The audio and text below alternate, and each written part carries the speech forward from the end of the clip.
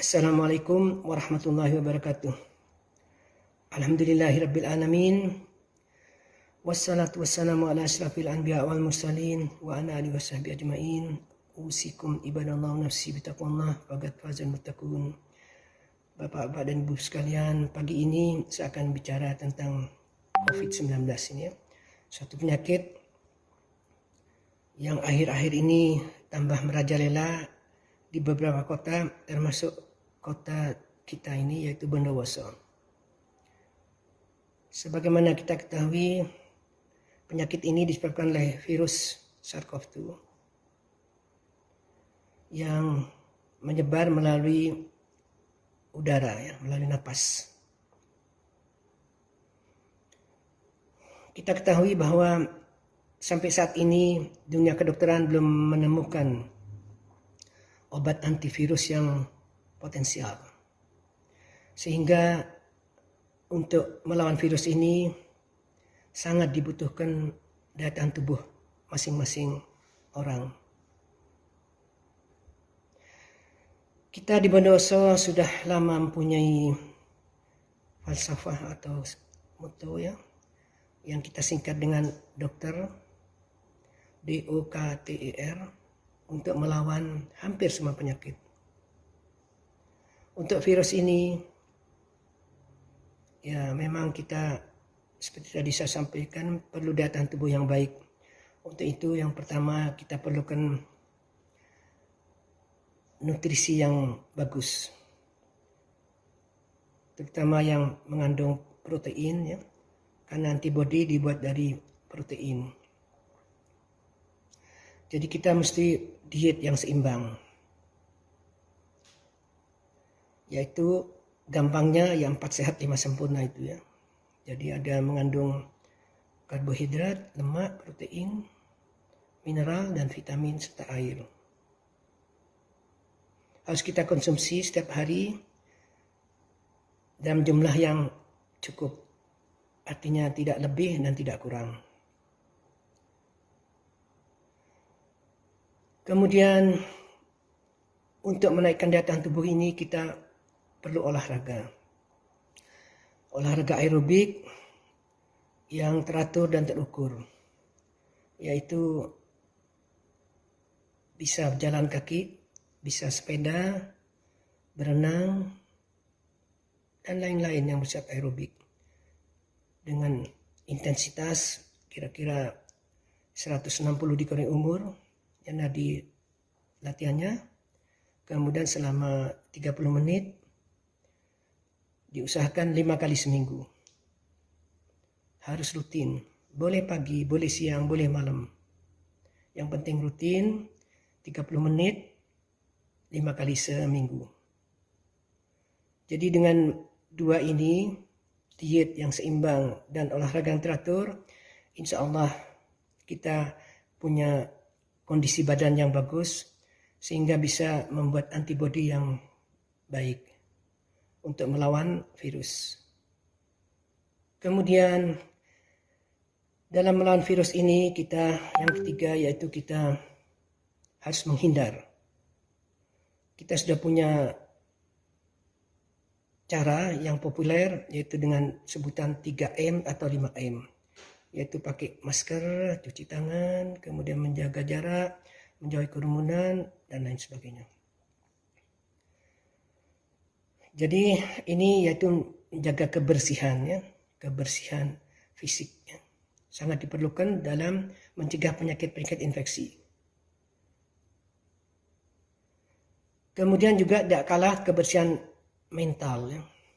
Jadi kita tidak boleh cemas, tidak boleh takut, tidak boleh seudon, tidak boleh iri, dendam, dan lain sebagainya. Tidak boleh marah, emosi, karena itu akan menurunkan daya tahan tubuh kita. Jadi kita ini harus hidup secara positif, pikiran positif ya. Ya, yang baik-baik lah. Senang, waspada, semangat, dan lain sebagainya. Jadi ini tadi sudah kita membahas diet, kemudian olahraga yang menaikkan daya tahan tubuh, kemudian kebersihan yaitu untuk menjaga sumber infeksi.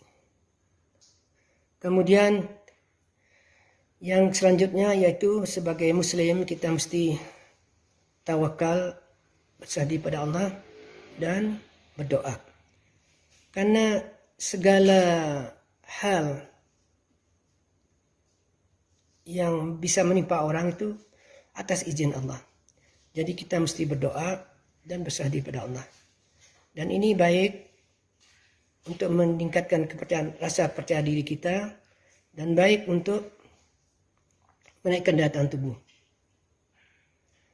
Kemudian selanjutnya kita tahu virus ini atau penyakit ini sebagian besar ringan atau tanpa gejala. Bahkan dikatakan 90% ringan dan tanpa gejala.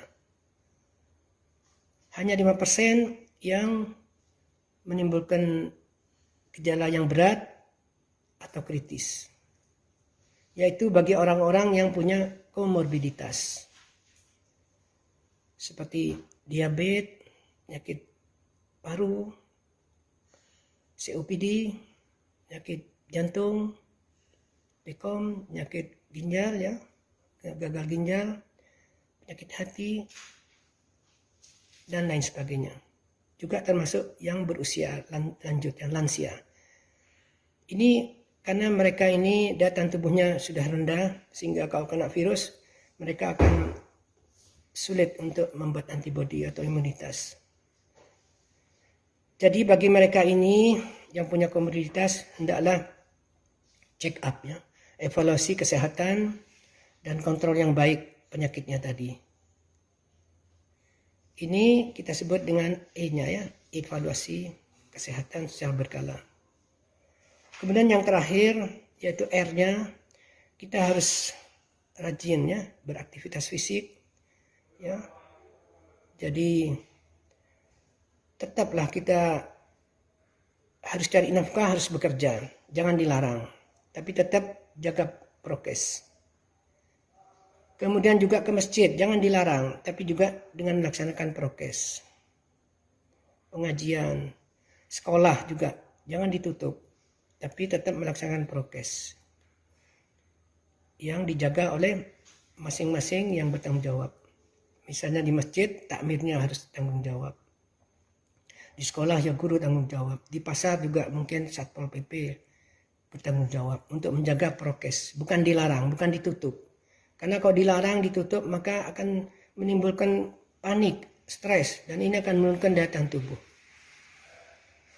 Jadi seperti itulah. Jadi kita dari dulu setelah mempopulerkan istilah dokter ini. D-nya ini diet yang seimbang, O-nya olahraga yang teratur, terukur, K-nya jaga kebersihan fisik dan mental, T-nya tawakal dan doa pada Allah, R-nya kita tetap beraktivitas yang positif, rajin beraktivitas positif. Dengan demikian, insya Allah penyakit ini bisa segera sirna dan kita bisa hidup normal kembali. Mungkin itu saja yang dapat saya sampaikan. Mudah-mudahan bermanfaat. Oh, ada lagi satu tadi, vaksinasi ya. Vaksinasi ini juga perlu untuk menaikkan daya tahan tubuh. Jadi kita tetap harus melaksanakan vaksinasi untuk memicu tubuh kita membuat antibodi. Dan ini diperlukan badan yang sehat juga. Mungkin itu saja, saya akhiri dengan doa. Subhanaka Allahumma bihamdika, asyhadu an la ilaha illa anta, astaghfiruka wa atubu ilaik. Assalamualaikum warahmatullahi wabarakatuh.